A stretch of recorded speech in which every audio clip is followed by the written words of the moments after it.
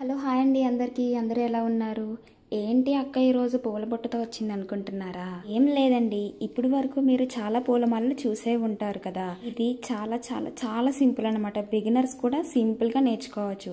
So మరి ఇంకెందుకు late, start చేసేద్దామా? మనం ఒక దారం తీసుకొని దారాన్ని మన పువ్వులు లెంత్ బట్టి కట్ చేసుకోవాలండి. తక్కువైతే చిన్నది తీసుకోవాలి, ఎక్కువైతే ఎక్కువ తీసుకోవాలి.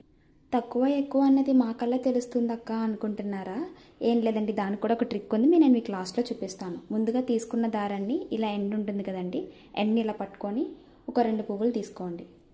ఇలా 2 పువ్వులు తీసుకొని ఇలా ప్లేస్ చేసుకోవాలి. ఇలా ప్లేస్ చేసుకున్నట్లకి మనం ముందుగా తీసుకున్న దారం ఉంది కదా, అది కొంచెం గ్యాప్ అనేది ఉంచుకోండి. ఈ గ్యాప్ బయటకు ఉంచుకొని 2-3 రౌండ్స్, మన ఫ్లవర్ మందాన్ని బట్టి 2-3 రౌండ్స్ ఇలా రౌండ్ చేసుకోండి. ఫోన్లో చూపిస్తున్న విధంగా రౌండ్ చేసుకొని ఒక చిన్న టై చేసుకోండి అనమాట. ఒక చిన్న ముడి, నార్మల్ ముడి వేసుకుంటాం కదండి, అలా ఒక చిన్న నార్మల్ ముడి టైట్గా అలా 2-3 ముళ్ళు వేసుకోండి. ఇలా మంది చూపుడు వేలు ఉంటుంది కదండి, చూపుడు వేలికి ఇలాగా మిగతా ఉన్న దారాన్ని ఈ విధంగా నేను చూపిస్తున్న విధంగా ఇలా పెట్టుకొని బొటన వేలుతో హోల్డ్ చేయాలి. దాన్ని ఇలా హోల్డ్ చేసి ఈ దారాన్ని దీనికి ఆపోజిట్గా ఇలా తీసుకురావాలి. అంటే ఇటు సైడ్ వేయాలి, మనకి లెఫ్ట్ సైడ్ వేసుకోవాలి.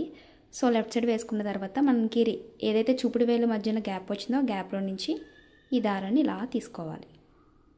ఇలా తీసిన దారాన్ని ఇలా బయటికి మొత్తం అంతా తీసేసి సేమ్ ఇందాక మనం 2 పువ్వులు తీసుకున్నాం కదండి, సేమ్ అలాగా ఇలా 2 పువ్వులు తీసుకొని ఇలా మధ్యలో ఉన్న గ్యాప్లో పెట్టుకోవాలి. ఇలా పెట్టుకున్న దాన్ని, ఇది ఏదైతే థ్రెడ్ మనకి కింద ఎక్స్ట్రా ఉందో ఆ థ్రెడ్ని ఈ ఫింగర్ వదిలేస్తూ ఇలా నెమ్మదిగా కిందికి లాగాలి.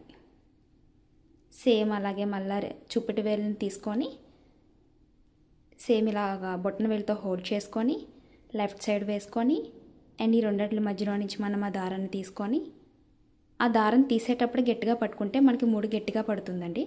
అలా తీసుకొని సేమ్ అలాగే పువ్వులు అనేది మళ్ళీ 2 పువ్వులు పెట్టుకోవాలి.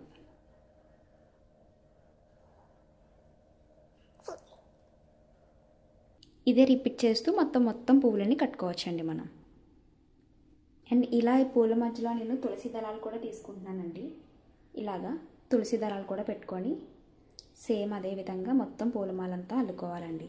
సో నాకు పువ్వులు కట్టగా ఇంకా ఈ దారమే మిగిలింది, కొన్ని పువ్వులు ఉన్నాయండి. సో దీని కంటిన్యూషన్ సెకండ్ వీడియో చేస్తాను, ఎందుకంటే మీకు డీటెయిల్గా ఎక్స్ప్లెయిన్ చేస్తాను కాబట్టి సెకండ్ వీడియో చేస్తానండి.